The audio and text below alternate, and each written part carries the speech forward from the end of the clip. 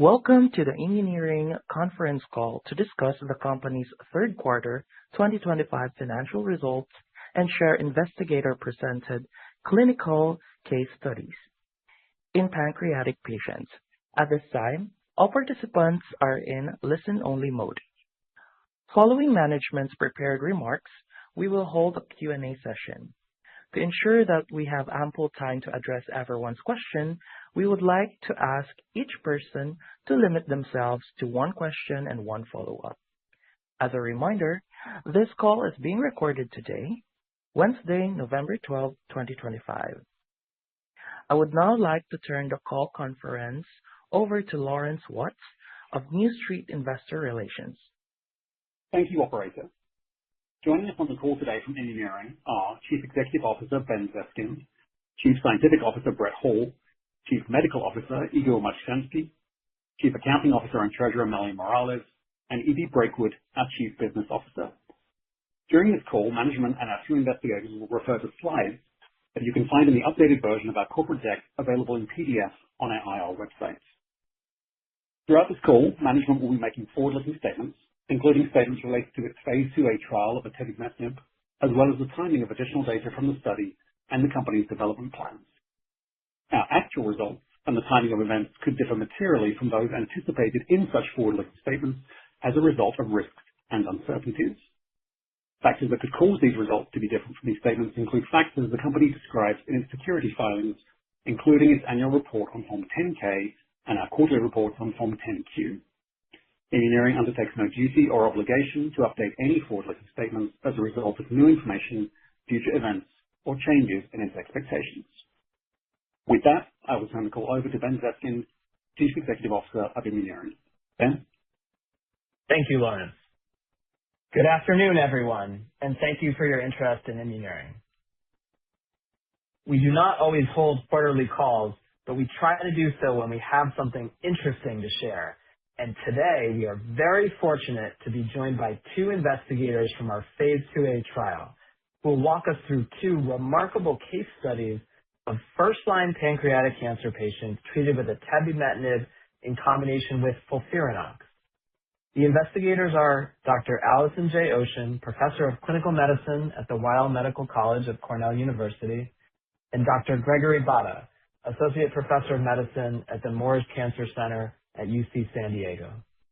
Doctors Ocean and Bada are, of course, busy individuals who we plan to start the call with their respective case studies, after which we will let them get back to their patients, and then we will share a summary of the third quarter and why it was so transformational for Immuneering. In September, we shared an update on 34 first-line pancreatic cancer patients treated with atebimetinib in combination with gemcitabine nab-paclitaxel, with remarkable overall survival. We're as excited as ever about the overall survival we are seeing in that cohort, and we are very excited to share an update soon. We're currently planning to do so in the first half of 2026, possibly at a major medical meeting. Today, we wanted to talk about patients from a different arm of our study, a study of first-line pancreatic cancer patients treated with atebimetinib in combination with FOLFIRINOX. FOLFIRINOX is also a standard of care chemotherapy in the first-line setting. Compared with gemcitabine nab-paclitaxel, it has shown slightly longer survival in pivotal studies, but with harsher side effects. So it is typically given to younger, higher fitness patients at centers that are well equipped to manage the harsher side effects. Atebimetinib in combination with gemcitabine nab-paclitaxel remains our top priority because the chemotherapy itself is so much better tolerated, and the overall survival we have reported is so encouraging. That being said, down the road, the ability to combine atebimetinib with FOLFIRINOX may ultimately give oncologists more options. And certainly when we see remarkable outcomes in this cohort, it just lends further robustness to the data we have previously reported and highlights atebimetinib's potential to drive differentiated outcomes for cancer patients. With that introduction, let me hand the call over to Dr. Ocean, who will walk you through the first case study. Thank you, Ben. My name is Dr. Allison Ocean, and I'm a medical oncologist and attending physician in gastrointestinal oncology at New York Presbyterian Hospital, Weill Cornell Medical Center. I am also an investigator in Immuneering's Phase 2A study of atebimetinib and an occasional paid consultant to Immuneering. In my career, I have treated a large number of pancreatic cancer patients, and I can assure you the unmet need here is vast. The case study I'm about to walk you through comes from the arm studying atebimetinib in combination with FOLFIRINOX in first-line pancreatic cancer. So, this case study involves a 71-year-old female patient with metastatic pancreatic cancer with a KRAS G12D mutation who is currently being treated with daily atebimetinib plus FOLFIRINOX. Initially, she was unable to tolerate irinotecan, so her chemo now is essentially FOLFOX. The patient has now been on treatment for approximately 5 months and remains on treatment. The patient's target lesion, located in the liver, steadily reduced over the course of 3 scans to the point of being undetectable for an unconfirmed complete response.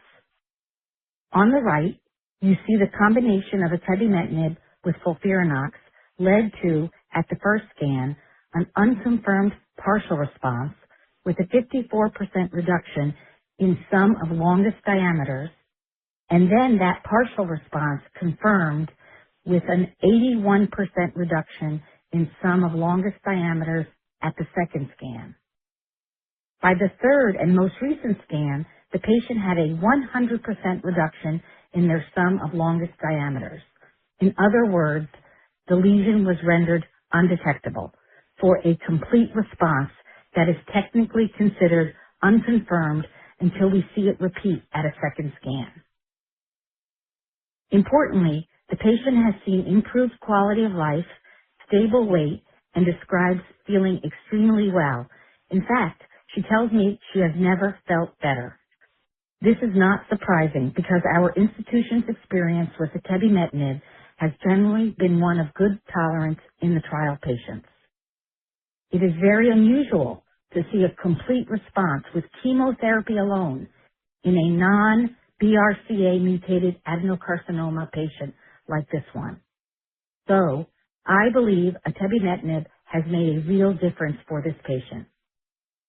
Our institution has treated several patients in various arms of the atebimetinib trial, including a combination of atebimetinib with gemcitabine, nab-paclitaxel, and we are very excited that it is moving into a planned Phase 3 study.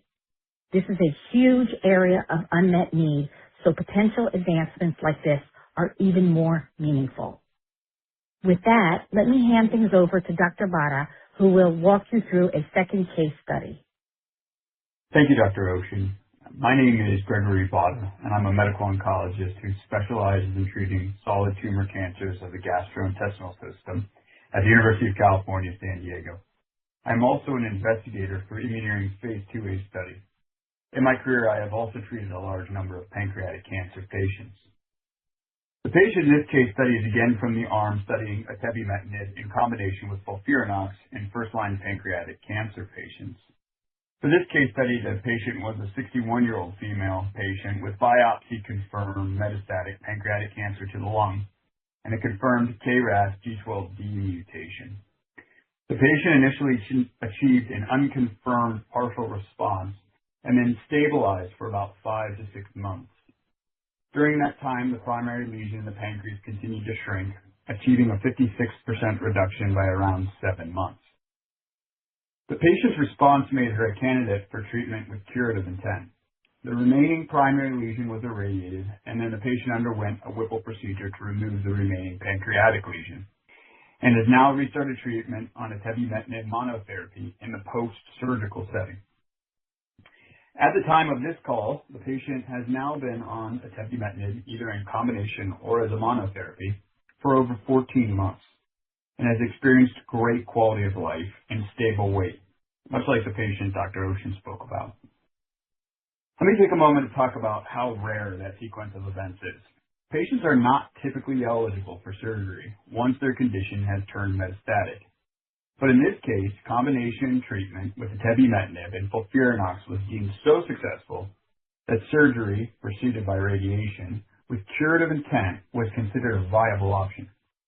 I believe atebimetinib helps us convert this patient to a surgical candidate with curative intent, an outcome that I have rarely seen with chemotherapy alone. And today the patient has no radiologic evidence of new disease.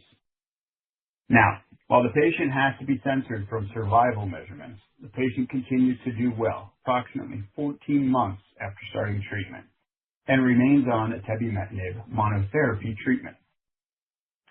Our site has also treated many other patients with atebimetinib, and we have seen other responses that would be unexpected with chemotherapy alone. Atebimetinib's tolerability is also unexpectedly good, even relative to RAS inhibitors. We are very excited for the planned phase 3 study of atebimetinib in combination with gemcitabine and nab-paclitaxel. And with that, let me hand the call back over to Ben. Thank you, Dr. Bada. Let me take this opportunity to thank both you and Dr. Ocean for taking time out of your busy schedules to join us and provide your insights. We're very grateful to have both of you involved in our ongoing studies and for everything that you do every day for patients with cancer. And with that, we'll let you get back to your important work. What I take from the 2 case studies just presented is several-fold. Firstly, that these impressive results we are seeing for atebimetinib in combination with FOLFIRINOX provide another pillar of robustness supporting the extraordinary overall survival we presented for atebimetinib plus modified gemcitabine nab-paclitaxel in September. Secondly, that patients dosed with atebimetinib plus FOLFIRINOX could potentially provide additional optionality alongside our top priority planned pivotal program for atebimetinib plus modified gemcitabine nab-paclitaxel. Thirdly, we believe the tolerability of atebimetinib is going to be a real differentiator. Of course, the most important differentiator is extraordinary overall survival. And when you layer onto that Dr. Bada saying his patient has experienced great quality of life, and Dr. Ocean saying her patient has never felt better, it really gives you a sense of what we mean when we say we want to keep patients alive and help them thrive. These patients are clearly thriving, and we couldn't be happier for them. Now, let me take a step back and just recap why the third quarter of 2025 was truly transformational for Immuneering.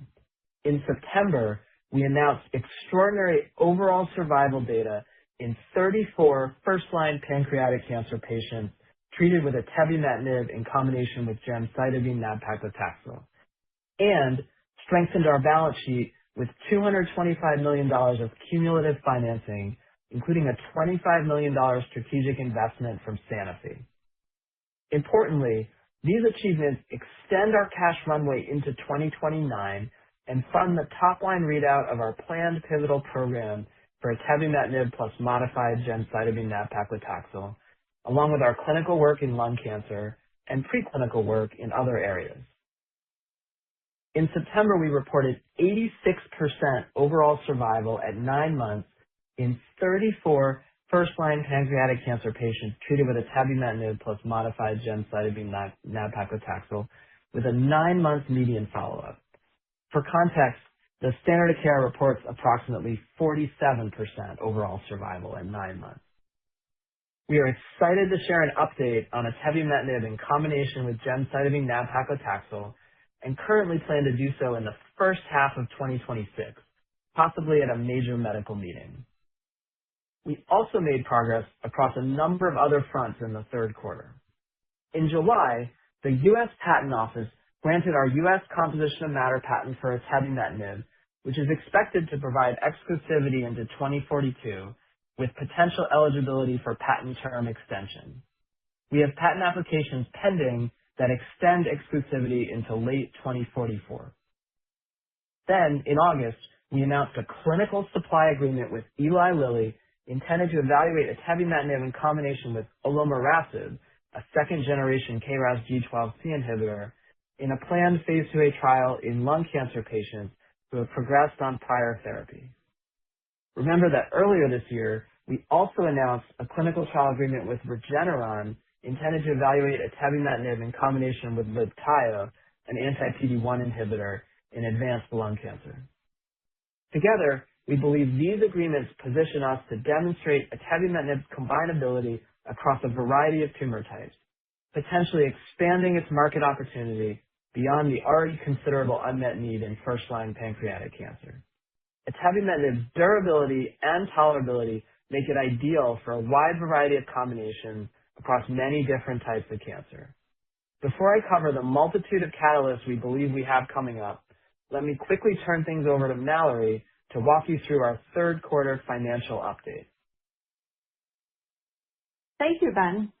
Our third quarter financial results press release, issued post-market this afternoon, covers our financial results in detail, so I will not go through them at length on this call. What I will highlight, however, is our significantly improved cash position, which was bolstered by 3 successful offerings that took place in August and September, namely a $25 million private placement in August, $175 million underwritten offering of Class A common stock in September, coupled with a $25 million private placement of Class A common stock to Sanofi. As a result, our cash and cash equivalents as of September 30th, 2025, were $227.6 million, compared with $36.1 million as of December 31st, 2024. Based on management's current operating plans, the company now expects its cash runway to be sufficient to fund operations into 2029. With that, let me hand the call back over to Ben. Thank you, Mallory. In terms of upcoming near-term milestones, in the fourth quarter of 2025, we expect feedback from regulatory agencies and continued preparations to begin dosing patients in the pivotal trial of atebimetinib in combination with gemcitabine nab-paclitaxel in first-line pancreatic cancer patients. In the second quarter of 2026, we plan to announce updated circulating tumor DNA data on acquired alterations at a major scientific meeting. In the first half of 2026, we plan to report updated survival data from first-line pancreatic cancer patients treated with atebimetinib plus modified gemcitabine nab-paclitaxel, potentially at a major medical meeting.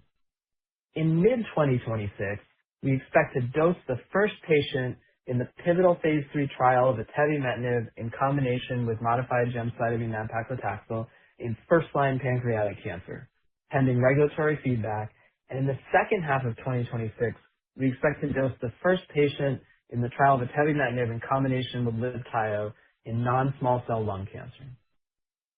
Our third quarter press release includes a detailed list of the near-term catalysts we have coming up, each one an opportunity to create value for our shareholders, and each one a step forward in helping patients live longer and feel better. Coming out of the third quarter, we have never been better capitalized, nor have we ever had more evidence of atebimetinib's ability to shrink tumors slowly and surely with remarkable durability and tolerability. In summary then, I could not be more proud of the benefits we're delivering for patients, and I could not be more excited about what the coming weeks and months will bring for Immuneering. With that, we're happy to take questions. Operator. Thank you. And we will now begin the question and answer session. If you would like to ask a question, please press star 1 on your telephone keypad to join the queue. If you would like to withdraw your question, simply press star 1 again. If you're called upon to ask your question and are listening via loudspeaker on your device, please pick up your handset and ensure that your phone is not on mute when asking your question. Just a reminder, we ask that you please limit yourself to 1 question and 1 follow-up only. And after that, you can just simply join the queue again. Thank you. And your first question comes from Jay Olson from Oppenheimer. Please go ahead. Oh, hey guys, congrats on all the progress and thank you for providing this update. We had a couple questions. To start, can you talk about, based on these new case studies and the clean safety profile for atebi, are you considering opportunities for PDAC in the adjuvant setting? And then we had a follow-up if we could. Hey, Jay. Thanks for the question. Right now our top priority is the first-line setting and the combination of atebimetinib with the modified gemcitabine nab-paclitaxel. I mean, I think the overall survival that we announced in September, 86% overall survival at 9 months, is just so remarkable, and the tolerability that we saw with only 2 categories of adverse events at the grade 3 level in more than 10% of the patients. So that's really our top priority. But I think you're absolutely right. There's a wide range of potential opportunities kind of down the road a little bit, and certainly adjuvant is one that we're thinking carefully about, among others. So no decisions to report there today, but certainly I think you're absolutely right. There's a lot of potential in a lot of different areas, and I think first-line pancreatic cancer is really just the beginning for atebimetinib, but it's our top priority, and it's a place we're gonna start. Okay, understood. Thank you for that. And maybe just to follow up, recognizing that you're prioritizing the combo of atebi with gem-nab-pac, given these new case studies and again the clean safety, would you consider potentially combining atebi with 5-FU based regimens? Yeah, it's absolutely something that we're thinking about, Jay, for all the reasons you pointed out. Again, it's not currently our top priority. The top priority certainly remains the atebimetinib combination with the modified gemcitabine nab-paclitaxel in first-line pancreatic cancer, just because we see such exciting overall survival there. But I think part of the reason for sharing these cases today, number one, they kind of further validate the data that we presented with gemcitabine nab-paclitaxel in September. They show that we can combine with FOLFIRINOX, which not everyone can. And I think to your point, that certainly demonstrates the potential for greater optionality down the road. So it's certainly something that we're thinking about and considering. And I think these cases also really emphasize what a differentiator tolerability is for atebimetinib, right? I mean, you heard Dr. Bada saying his patient has experienced great quality of life. You heard Dr. Ocean saying her patient has never felt better.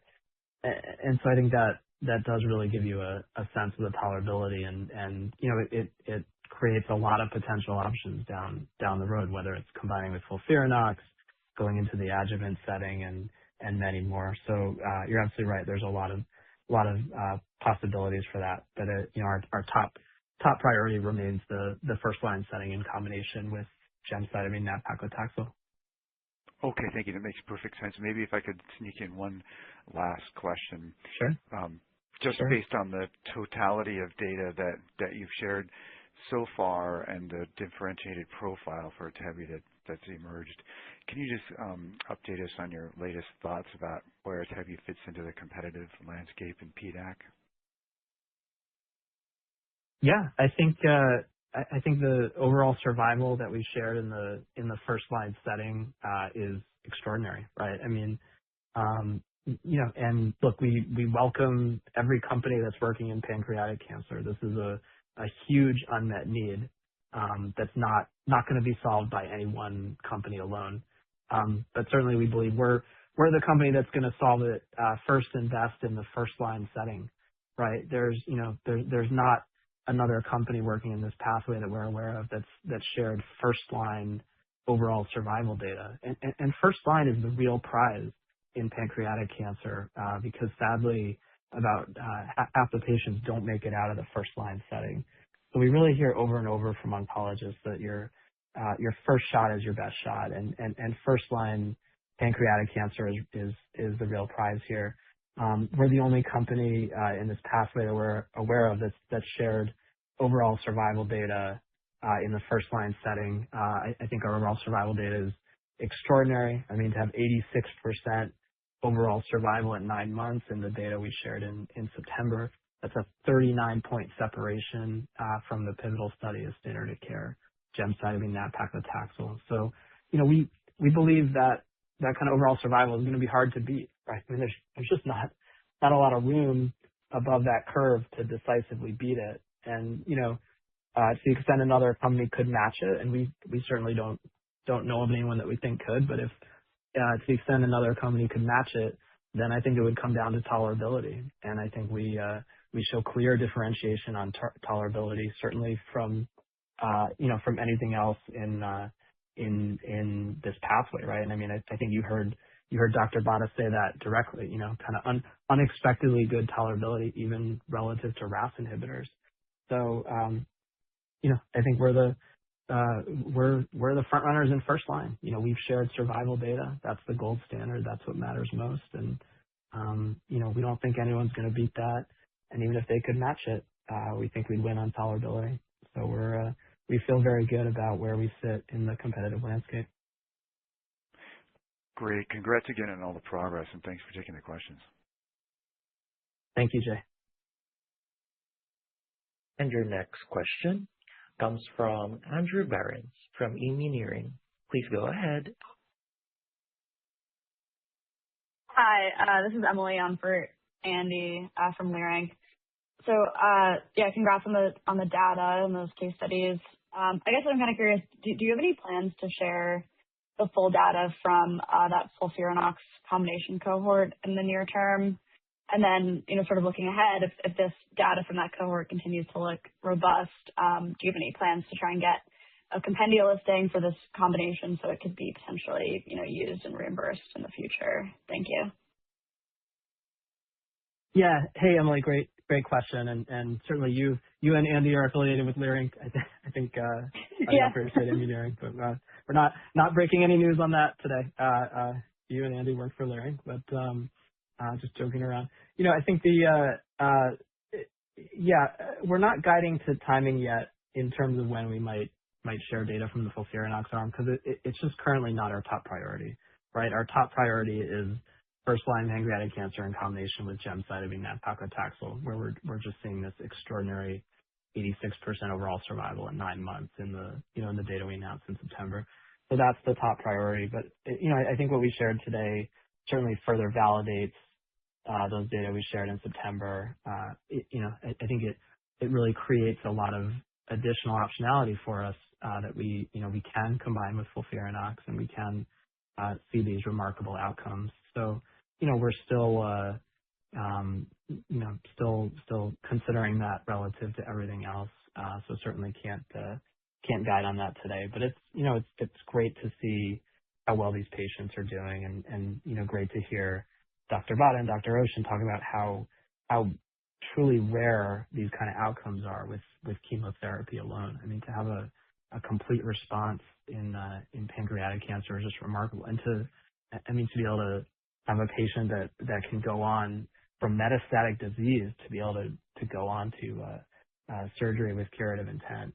These are really just exciting outcomes, and we're really happy about them. So yeah, very excited. Thanks so much. Thank you, Emily.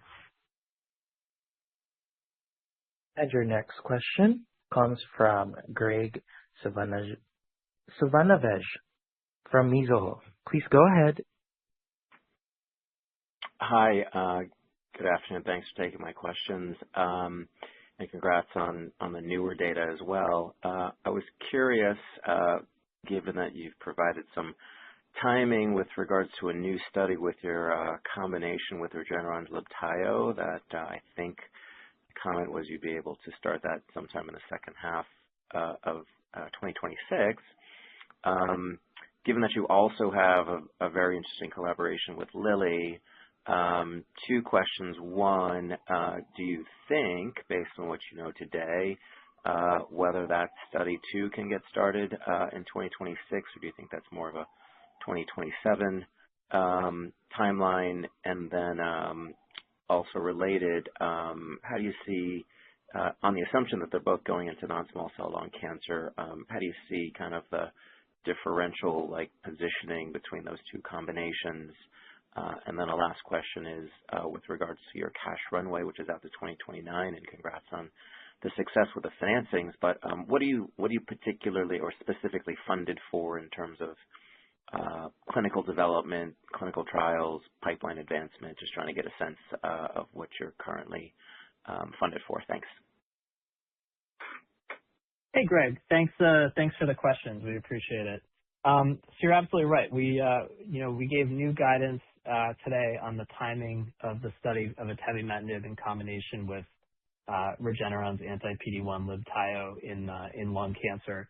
And we said not just, I think you used the word start, but we specifically said we're going to dose the first patient in the second half of 2026. And, I think that's important. Different companies use kind of ambiguous words that can really mean very different things around trial timing, but dosing the first patient is just a really clear and unambiguous milestone. So, that's why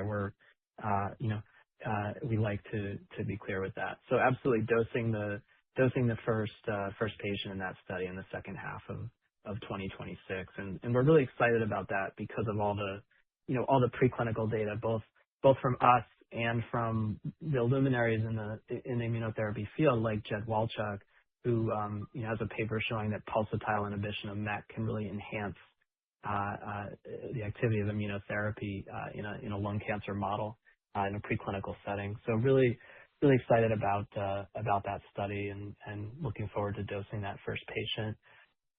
With regard to our agreement with Eli Lilly to evaluate atebimetinib in combination with olomorasib, you'll recall that agreement is much more recent, right? So while we had announced the Regeneron agreement in February, that one we announced over the summer, towards the end of the summer.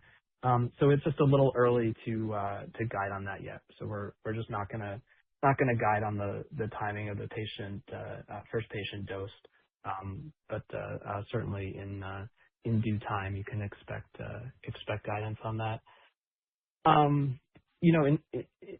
In terms of the kind of the dynamic between those two, look, I mean, there's again a vast unmet need in lung cancer. Obviously the olomorasib is a KRAS G12C inhibitor, so that trial would be focused on patients with a KRAS G12C mutation, whereas the use of immunotherapy would potentially address a different population of patients.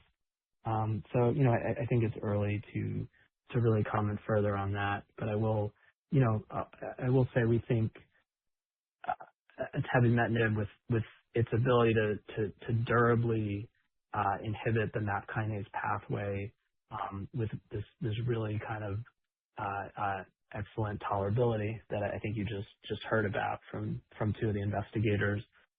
We think it's really an attractive backbone, frankly, for combinations with a wide variety of agents. And we've shared preclinical data on quite a few and are exploring quite a few more. So there's just really a broad potential for combinations here, and we don't, we think of these two as kind of just the beginning of the potential for atebimetinib. So just really excited for what we'll be able to do for patients with, what we believe we'll be able to do for patients with lung cancer, colorectal cancer, melanoma, just a really vast number of types of cancer that are frequently driven by the MAP kinase pathway. So really excited about the breadth there.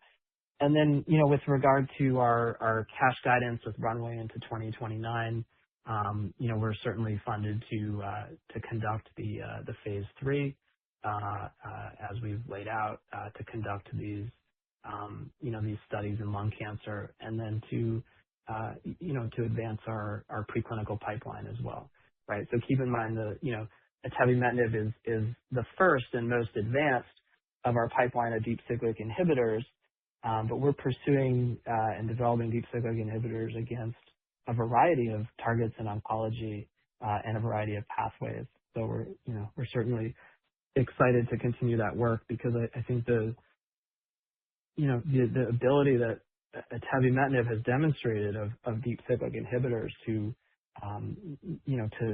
mitigate resistance mechanisms, to durably inhibit tumors, and to do so with just really remarkable tolerability. I mean, to hear a cancer patient say they've never felt better, as Dr. Roshan mentioned, is just really remarkable. So we're excited for that preclinical pipeline as well.